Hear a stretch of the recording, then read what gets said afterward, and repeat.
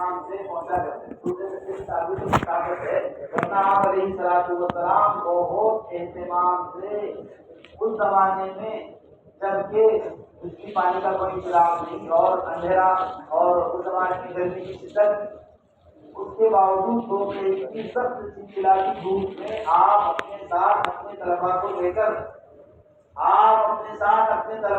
کر پیدل مسجد قباء جائے. دور کی نماز آپ علیہ السلام وہاں پڑھا کرتے تھے. دور کی نماز آپ علیہ السلام وہاں پڑھا کرتے تھے اور آپ کا وہاں نماز پڑھنا اور اپنے عملے کو ساتھ لے کر جانا کسی دنیاوی غرض سے نہیں تھا. الادب المفرد میں امام بخاری رحمۃ اللہ علیہ نے یہ روایت تحریر کی ہے کہ آپ کا وہاں جانا اور وہاں طلبا کو وہاں آپ کا جانا صرف اور صرف ملاقات اور دعوت دینے کی غرض سے. دعوت دینے زیادہ تر انصار کا لفظ ہے. انصار سے ملاقات کرنے کے لیے آپ مسجد جاتے تھے. گشت کیوں نہیں کرتے تھے؟ گشت اس لیے نہیں کرتے تھے کہ گشت نکلنے سارا کا جماعت گشت کرتے تھے. ہاں کسی موقع پہ آپ مسجد قباء میں پہنچے یا کسی اور مسجد میں پہنچے، آپ کا معمول تھا آپ مسجد جایا کرتے تھے. اور آپ کو مسجد جانا چاہیے علم پہنچانے کے لیے. محدث کبیر علامہ حبیب الرحمن العالمی رحمۃ اللہ علیہ اس زمانے میں مسجد پیدل جاتے تھے اور اثر سے مغرب مسجد کے اطراف میں لوگوں کو تجوید کی دعوت دیتے تھے. مغرب بعد سب میں بیان کرتے اور انہیں پردے کے احکامات اور انہیں شریعت کے احکامات بتاتے تھے. اس لیے اس علاقے کا پردہ بہت مشہور ہے. مسجد جانے کا نظام قائم کرنا ہے کہ جہاں جس کو جو بتانا ہوگا حصہ پہنچ جائیں گے. زندہ پہنچ جائیں گے کہ جی پہنچ کے حضور پاک علیہ السلام کسی ایک مسجد میں وہاں ایک صحابی موجود نہیں ہے. تو آپ نے پوچھا صحابہ سے وہ قرآن کہاں ہے؟ ابان سے مالک اور صحابی کا نام آتا ہے روایت میں. آپ نے پوچھا کہ صاحب آپ کی مسجد کے ساتھی میں ایک ساتھی نہیں ہے. آپ نے گشت کی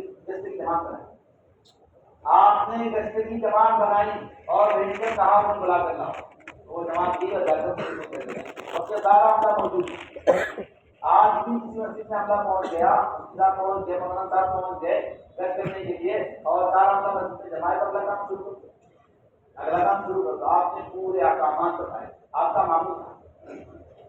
بہت اہتمام سے مسجدوں میں جایا کرتے تھے. بہت اہتمام سے آپ دیہاتوں میں جایا کرتے تھے. بہت اہتمام سے آپ لوگوں سے ملاقات کرنے کے لیے جایا کرتے تھے. آپ علیہ الصلوۃ والسلام پہنچانے کے لیے اور وہاں دور کی نماز پڑھا رہے تھے اور دوران نماز کی تحریر کا حکم آیا. وہ مسجد نبوی مسجد نہیں ہے. مسجد نبوی جس میں آپ امام ہیں وہ مسجد القبلتین نہیں ہے بلکہ دوسری ایک مسجد القبلتین ہے جہاں آپ ایک ساتھی کی ملاقات کے لیے گئے. ملاقات کے لیے گئے تھے. دور پڑھائی دوران نماز قبلہ کا حکم نازل ہوا تو مسجد نبوی مسجد القبلتین نہیں بنی بلکہ دوسری ایک مسجد القبلتین بنی. یہ بتانے کے لیے کہ علماء اس طرح سے تقاضوں پر مسجدوں میں جائیں. پھر اپنی مسجد کا کیا ہوگا؟ اپنی مسجد کا کیا ہوگا؟ اپنی مسجد کا یہ ہوگا کہ ایک مختصر سی جماعت اولو الاحلام کی تیار کرنا پڑے گا. ایک مختصر سی جماعت اولو الاحلام کی تیار کرنا پڑے گا. اس لیے عالم صاحب اور مفتی صاحب اور مولانا صاحب صرف اس مسجد کے ذمہ دار نہیں ہیں بلکہ پورے علاقے میں دین پہنچانے کی ذمہ داری ہے. پورے علاقے میں دین پہنچانے کی ذمہ داری ہے. تو ایک اولو الاحلام کی جماعت تیار کرنا پڑے گا اور اس جماعت کو امامت کے اور نماز پڑھانے کے بنیادی احکامات سکھانے پڑے گا اور سکھا کر کے انہیں کہنا پڑے گا کہ آپ سب میں آگے رہا کرو تاکہ میں کسی تقاضے پر چلا جاؤں. کسی بھی تقاضے پر دیہات کے جوڑ میں شہر میں کہیں ملاقات میں کسی تقاضے پر تو پھر آپ میرے پیچھے نماز پڑھا دیں.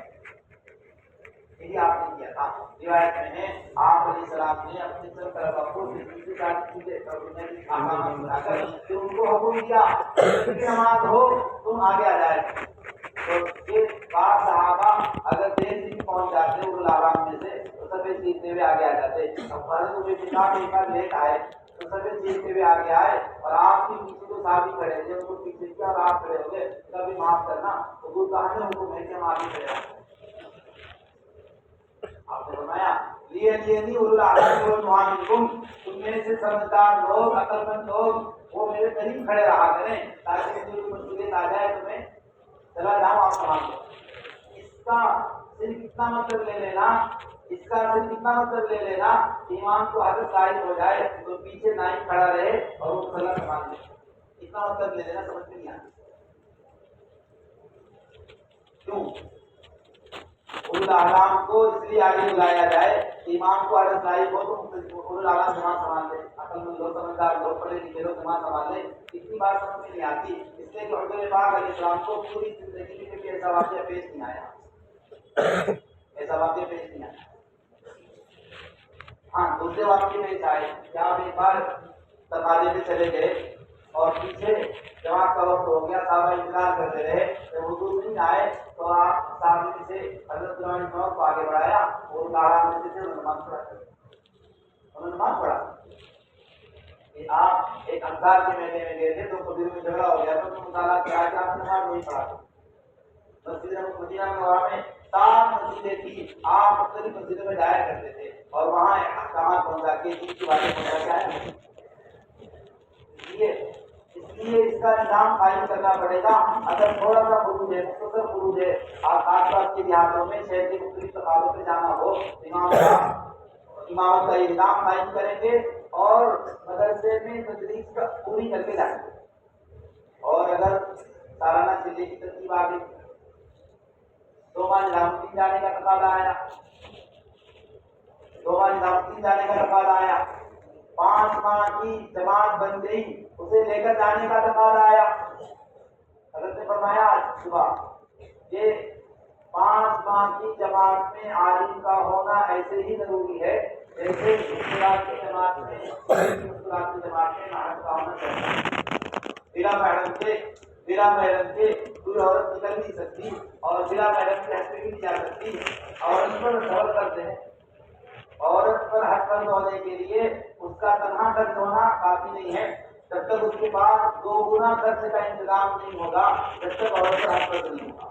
اس کا اپنا بھی خرچ اور اپنے محرم کا خرچ 2 گنا پیسہ جمع ہوگا تب اس پر حج فرض ہو جائے گا.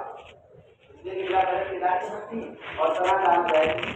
بلا محرم پہ جا نہیں سکتی اور پیسہ تنہا کا ہے یا حج فرض نہیں اس کا نہیں اسے تو 2 کا انتظام کرنا پڑے گا تب حج فرض ہوگا. تو جس طرح سے بیرون جانے والی 5 ماہ کی جماعتیں جس طرح مشکلات کی جانے والی جماعتوں میں محرم کا ہونا چاہتے ہیں اس طرح سے فرما رہے تھے کہ 5 ماہ کی جانے والی جماعتوں میں علماء کا ہونا ضروری ہے.